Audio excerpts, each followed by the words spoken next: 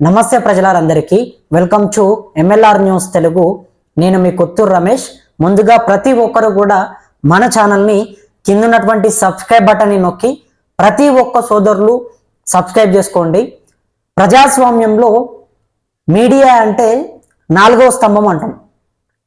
మీడియాని ప్రజాస్వామ్యంలో నాలుగవ స్తంభంగా చూస్తారు.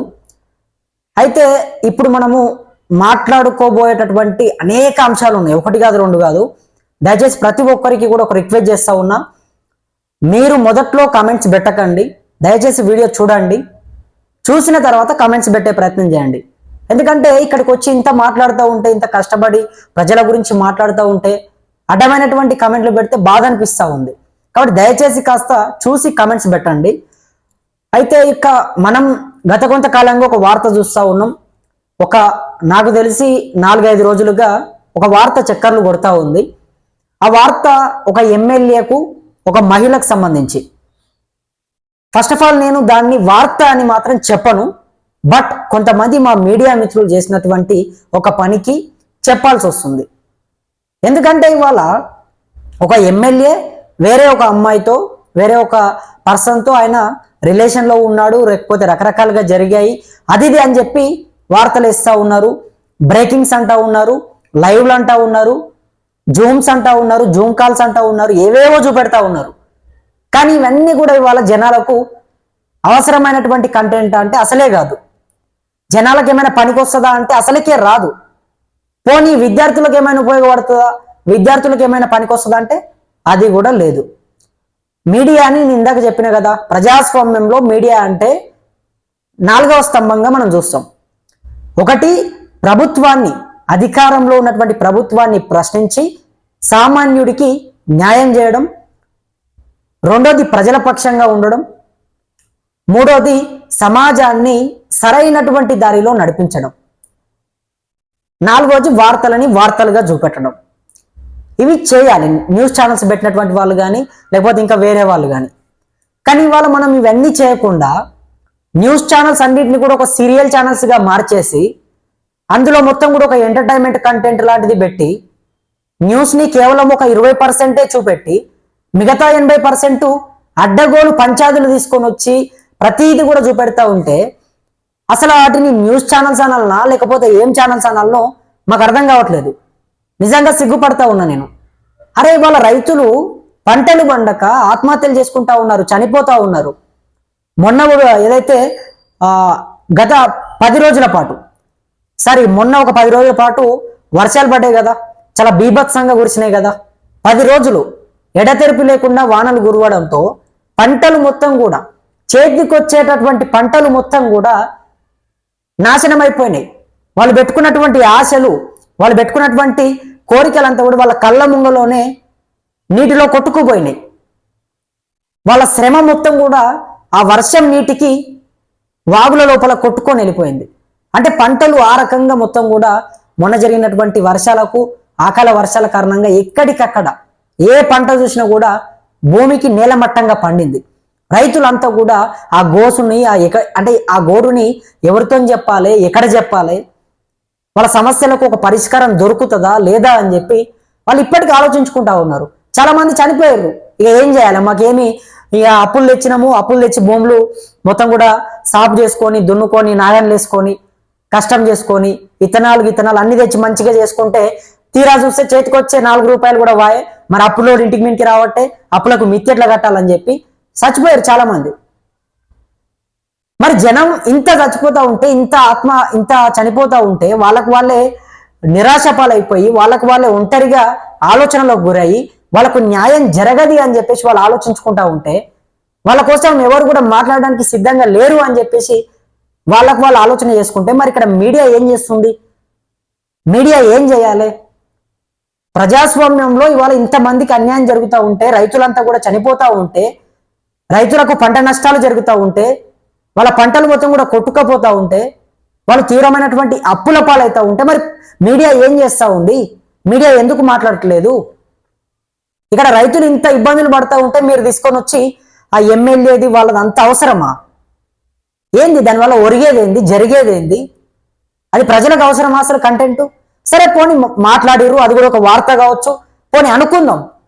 నేనైతే అనుకోను, బట్ అనుకుంటే కూడా ఒకసారి చూపెట్టి వదిలిపెట్టాలి. అరే రోజు రుద్దిందే రుద్ది రోజు అవే బ్రేకింగ్స్ అని చెప్పి అసలు అది ఎట్లా బ్రేకింగ్ అయితే నాకు అర్థం కాదు. ఎవరో ఎమ్మెల్యే, ఆ మహిళ ఎవరో, వాళ్ళు ఏదో సంబంధాలు పెట్టుకొని ఏదో చేసుకుంటే అది ఎట్లా బ్రేకింగ్ అవుతుంది? ఇవాళ ఒక రైతు చచ్చిపోతే మనం దేశంలో ఒక రైతుని నష్టపోతా ఉన్నాము, ఒక రైతుని కోల్పోతా ఉన్నాం అని చెప్పి బాధపడాలి. అది ఒక బ్రేకింగ్ న్యూస్ అవుతుంది. ఆ వార్త చేస్తే వార్తకు నిజంగా ఒక విలువ ఉంటుంది, ఒక నిబద్ధత ఉంటుంది. కానీ మనం ఇవాళ అది చేయట్లేదు కదా. న్యూస్ ఛానల్స్ అని చెప్పేసి పేర్లు పెట్టి ఏదో సీరియల్ మాదిరిగా కంటెంట్ పెడతా ఉంటే మరి ఇక ప్రజలకు ఏం మెసేజ్ ఇవ్వదలుచుకున్నారు? ప్రజలు ఏం కావాలి ఈ న్యూస్ని చూసి? జనాలందరూ కూడా ఇవాళ అదే అంటా ఉన్నారు, అరే న్యూస్ ఛానల్స్ అని పేరు పెట్టి ఈ కంటెంట్ ఏంది, ఈ సీరియల్ బ్యాచ్ ఏంది? అరే ఇవన్నీ కూడా ప్రజలకు అవసరమైనటువంటి కంటెంట్ కాదు కదా. వాళ్ళిద్దరు ఏదో కొట్టుకొని గుద్దుకొని చేస్తే జనాలకు ఏం అవసరం? అది దానివల్ల ఏం ఉరుగుతుంది, ఏం జరుగుతుంది? ఇవాళ విద్యార్థులందరూ కూడా ఫుడ్ పాయిజన్లు అయిపోయి, విద్యార్థులకు కనీసం వాష్రూమ్స్ లేక, కనీసం కూర్చోవడానికి టేబుల్స్ లేక, కనీసం మంచి ఆహారం లేక, మంచి బట్టలు లేక, మంచి ప్లే గ్రౌండ్స్ లేక వాళ్ళంతా కూడా ఇబ్బందులు పడతా ఉన్నారు. ఫీజు రియంబర్స్మెంట్ రాక కానీ, లేకపోతే నిరుద్యోగులకు వాళ్ళకు కూడా జరుగుతున్నటువంటి కష్టాలు కానీ, నోటిఫికేషన్ వేయక కానీ, ఇట్లా రకరకాలుగా వాళ్ళంతా కూడా ఇబ్బందులు పడతా ఉన్నారు కదా.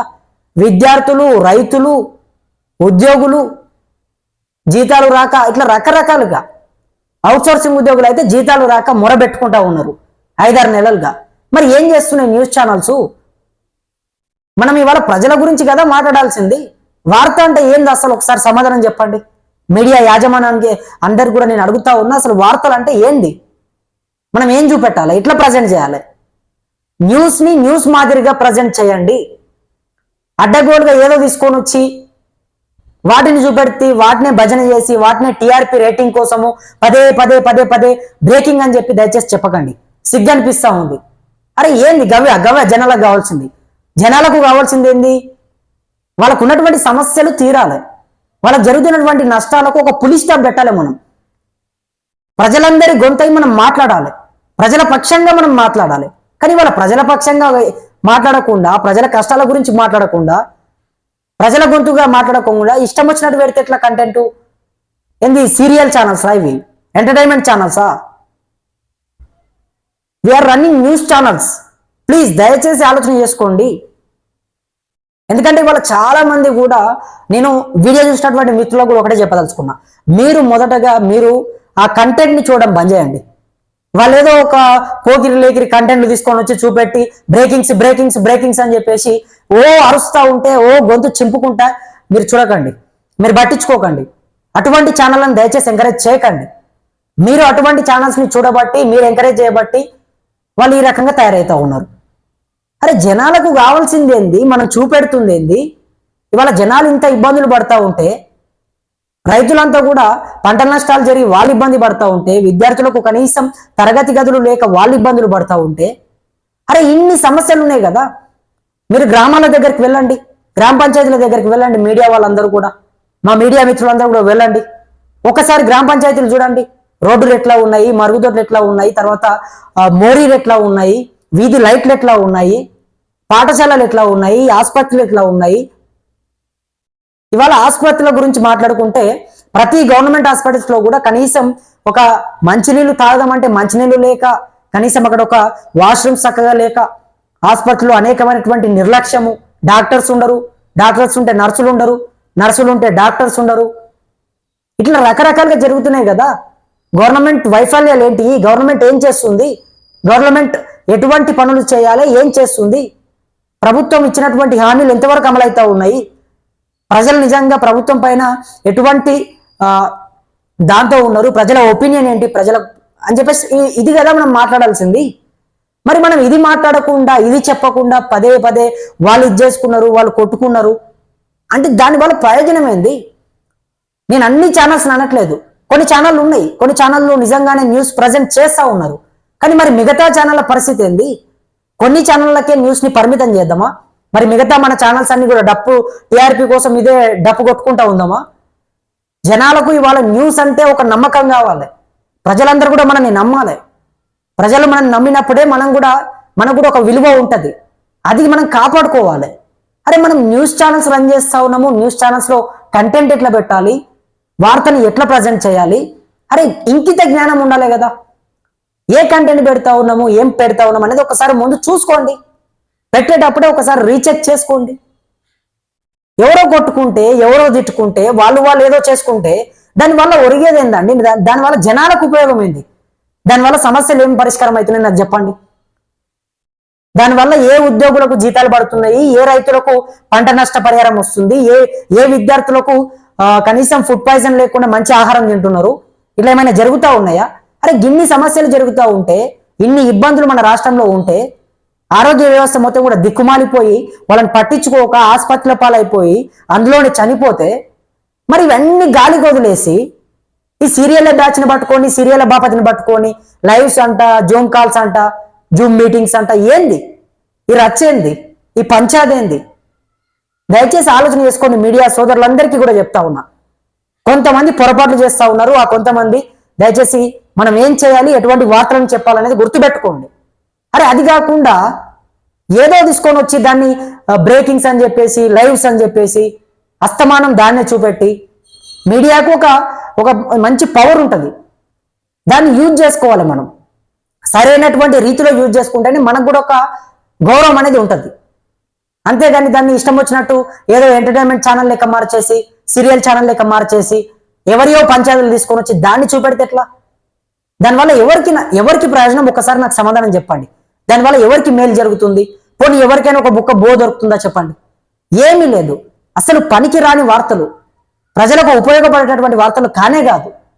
ఇవాళ ప్రజలకు ఉన్నటువంటి సమస్యలు ఒకటి కాదు, రెండు కాదు. రైతులకు రైతు భరోసా ఆలస్యం అవుతా ఉంది, దాని గురించి మాట్లాడండి. ఆసరా పింఛన్లు తెలంగాణ ప్రభుత్వం పెంచుతామని చెప్పింది, పెంచలేదు, చెప్పండి. దాని గురించి క్వశ్చన్ చేయండి. మహిళలకు 2000 రూపాయలు ఇస్తామన్నారు, దాని గురించి మాట్లాడండి. అదేవిధంగా ఆడవాళ్లకు స్కూటీలు ఇస్తామని చెప్పారు, దాని గురించి మాట్లాడండి. తులం బంగారం అన్నారు, దాని గురించి మాట్లాడండి. అరే ఇన్ని సమస్యలు ఉన్నాయి కదా. అదేవిధంగా గ్రామ పంచాయతీలకు వెళ్ళండి. తెలంగాణ రాష్ట్రంలో ఉన్నటువంటి రాష్ట్ర వ్యాప్తంగా ఎన్ని గ్రామ పంచాయతీలు ఉన్నాయో అన్ని గ్రామ పంచాయతీలకు వెళ్ళండి. దిక్కుమాలినటువంటి పరిస్థితి. ఆసుపత్రులు కానీ, రోడ్డులు కానీ, మరుగుదొడ్లు కానీ, మోరీలు కానీ, వీధి లైట్లు కానీ, ప్రతి దాంట్లో కూడా ఇవాళ అనేకమైనటువంటి ఇబ్బందులు పడతా ఉన్నారు. దోమలు, ఈగలు వాలి ఆరోగ్య పరిస్థితులు, ఆరోగ్య మొత్తం కూడా సమస్యలు వస్తూ ఉన్నాయి, వ్యాధులు వస్తూ ఉన్నాయి. మరి ఇన్ని మన రాష్ట్రంలోనే ఉన్నాయి కదా. మనమేమో వాళ్ళు పోయిర్రు, వీళ్ళు కొట్టుకున్నారు, వాళ్ళు గుద్దుకున్నారు. అరే ఈ కంటెంట్ ఇది, న్యూస్ ఇది. జనాలకు కావాల్సింది వాళ్ళ కష్టాలను చూపెట్టండి. మనం ప్రజల గొంతుగా మాట్లాడాలి, ప్రజల కష్టాలని మనం చూపెట్టాలి. ఇవాళ దాన్ని చేయకుండా మిగతాదంతా చేస్తే ఎట్లా? దయచేసి ఆలోచన చేసుకోవాలి. అదేవిధంగా వీడియో చూసినటువంటి మిత్రులకు కూడా ఒకటే చెప్పదలుచుకున్నా, మీరందరూ కూడా ఒక కమెంట్ చేసే ప్రయత్నం చేయండి. అసలు మీ అభిప్రాయం ఏంటి? ఇంతవరకు నేను మాట్లాడే ప్రయత్నం చేసిన కదా, దీనిపైన మీ అభిప్రాయం ఏంటో ఒకసారి కింద కమెంట్ పెట్టండి. అదేవిధంగా ఈ వీడియోని షేర్ చేసే ప్రయత్నం కూడా చేయండి. మరి ముఖ్యంగా మీ గ్రామంలో కానీ, మీ గల్లీలో కానీ, మీ బస్తీలో కానీ ఎక్కడ ఎటువంటి అన్యాయాలు మీకు జరిగినా కూడా మా దృష్టికి తీసుకొచ్చే ప్రయత్నం చేయండి. ఇది ప్రజల ఛానల్, ఇది మీ ఛానల్. ప్రజల కోసం మాత్రమే ఇందులో మాట్లాడే ప్రయత్నం చేస్తాం కాబట్టి ప్రతి ఒక్కరూ మన ఛానల్ని కాపాడుకోవాలి. ప్రజల కోసం పనిచేస్తున్నటువంటి ఛానల్ని ఆదరించాలి. పనికిరానటువంటి ఛానల్ని సపోర్ట్ చేయడం కంటే ప్రజలకు ఉపయోగపడేటటువంటి ఛానల్స్ని ఎంకరేజ్ చేస్తే మనకు కూడా ఒక మంచితనం అనేది ఉంటుంది. మరి గుర్తుపెట్టుకోండి, మీకు ఎటువంటి సమస్యలు వచ్చినా కూడా కిందనటువంటి వాట్సాప్ నంబర్కి ఒక వీడియో తీసి ఒక 4 లైన్లు టెక్స్ట్ రాసి పెట్టే ప్రయత్నం చేయండి. తప్పకుండా మీ అందరి గొంతై ప్రభుత్వాలని, నాయకులని, పాలకులని అందరినీ కూడా అడిగే ప్రయత్నం చేస్తాం. మరి అంతవరకు ప్రతి ఒక్కరు కూడా వేచి ఉండండి. అదేవిధంగా మన ఛానల్ని సబ్స్క్రైబ్ చేసుకొని మాకు అండగా ఉంటారని చెప్పి నా మనస్ఫూర్తిగా వేడుకుంటూ నేను మీ కొత్తూరు రమేష్ ధన్యవాదాలు ఇస్తున్నాను.